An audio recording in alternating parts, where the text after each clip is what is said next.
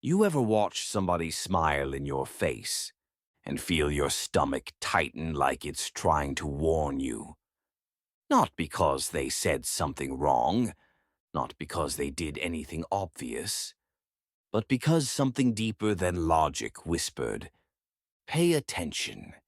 I used to think jealousy was loud. I thought envy came with slick comments, side eyes, or a tone you could call out. But the most dangerous envy, it laughs with you. It compliments you. It calls you sis. And while you're busy believing it's love, it's studying your life. This is the story of how a friend tried to take my destiny, and what happened when destiny rejected her. My name is Nia Carter. I live in Central Florida, where the sun shows up uninvited and the air sticks to you like it knows your business. I've always been the steady one. Not flashy, not loud, just consistent. I show up to work on time, I pay my bills, I mind my business. And for the first time in a long time, my life had started to feel aligned. Not perfect, just lighter. Doors opened without me forcing them. People trusted me. I slept better, I laughed easier. My grandmother would have said, "Your road is clearing." Grandma Etta raised me after my mama passed. She wasn't dramatic about spirituality. She didn't teach fear. She taught respect. Salt at the doorway, a glass of water by the bed, prayers spoken plain, not pretty. And one rule she drilled into me early. Don't tell everybody your good news. Some folks don't celebrate you. They study you. I thought I understood that rule until Vanessa Moore entered my life. Vanessa started working at my office a few cubicles away. First day, she walked in like she belonged everywhere. Clean white blouse, gold hoops, perfect smile, the kind of confidence that makes people lean in. She spotted me immediately.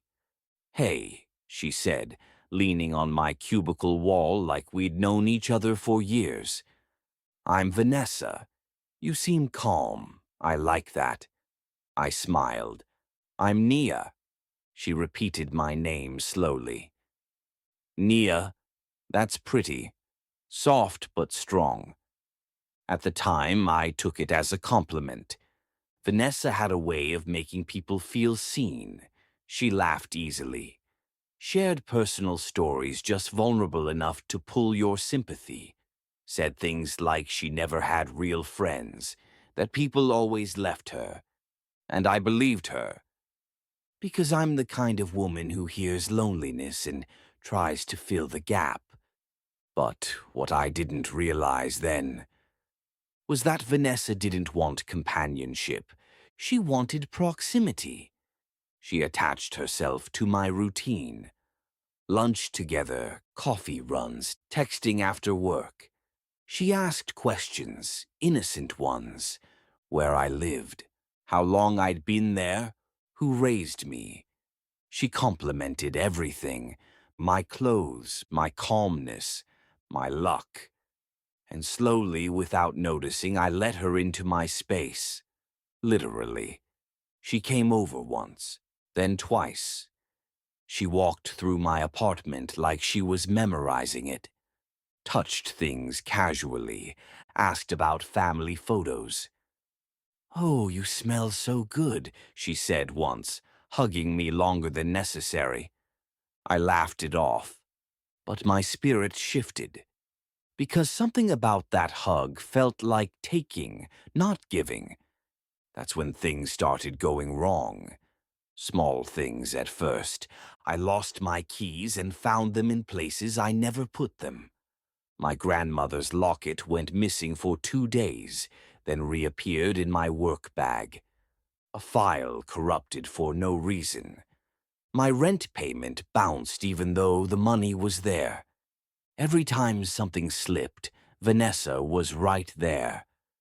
"Girl, you've been having the worst luck." Maybe somebody got the evil eye on you. I've been praying for you." She said it sweet, but her eyes were watching. Meanwhile, her life was improving.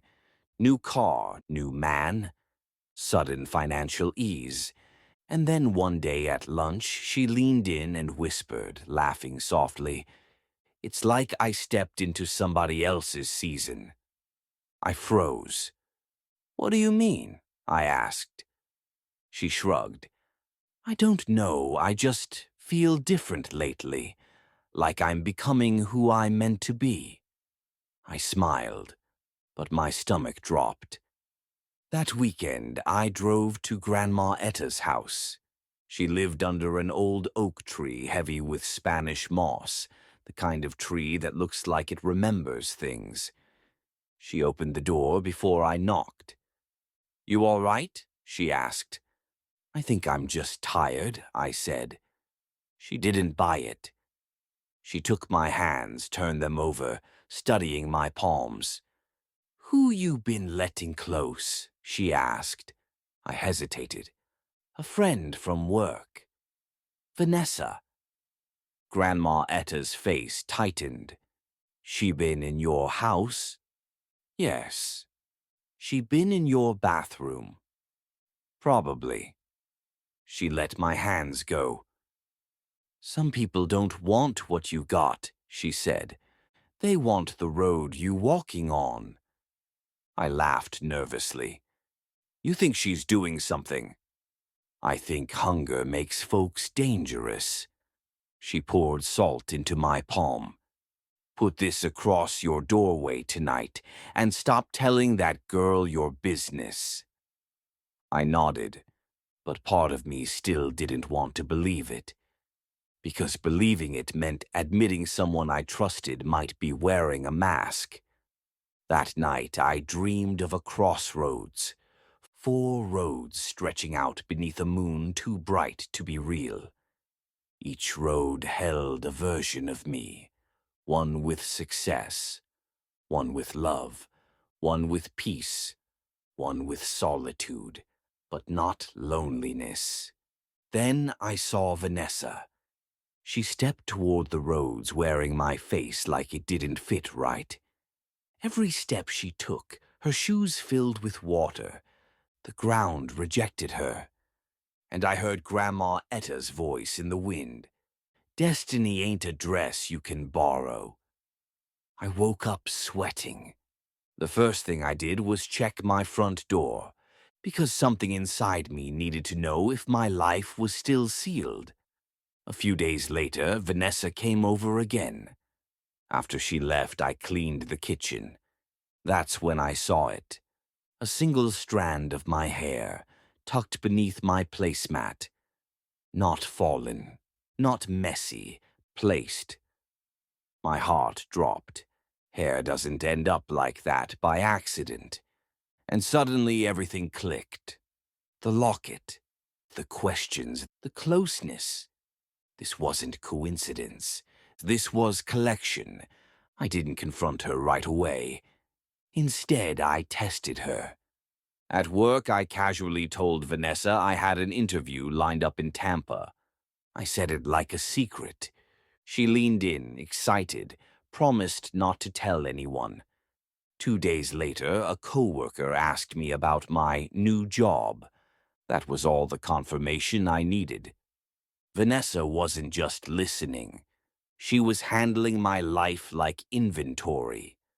When I told Grandma Etta everything, she didn't gasp. She nodded. "She been trying to reroute your road," she said, "using your name, your things, your trust." That night she came to my apartment.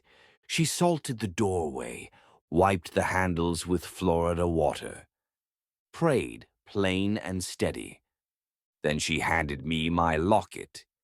Inside was a folded paper, my full name, written in someone else's hand, with words like favor, open roads, love.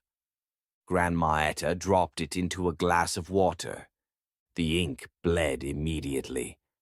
Destiny know who it belonged to, she said. Now watch. The following week, Vanessa unraveled. Her man vanished. Her car wouldn't start. Her sleep disappeared. She cornered me at work. "Did you do something to me?" she whispered. "No," I said calmly, "but maybe whatever you did is coming back." That night, she called me crying. "I just wanted what you have," she admitted. "I didn't mean to steal. I just wanted to be chosen." I told her the truth. "You can't steal chosen. You have to become it." She showed up at my door the next morning, rain pouring. I didn't cross the salt line. She saw it. She knew. "You think I'm dirty," she said. "I think you tried to take what wasn't yours." "I was just borrowing," she snapped. "Destiny isn't borrowable," I said. "It's lived." She walked away, soaked and empty. And as she did, something lifted off me, like a hook pulling free. My life settled. Opportunities returned. Peace came back. Sleep felt safe again. When I told Grandma Etta, she smiled. "Your destiny recognized its address," she said. And that's when I understood the lesson. The scariest part wasn't that she tried to steal my destiny. It was how close I let her get. So now I love with boundaries. Because the people meant for me won't need to steal from me. And the ones who try, they'll learn the hard way. Destiny isn't a coat you can borrow. And when you steal a life that wasn't built for your spirit, it won't fit. It'll break you, and it will always find its way back home.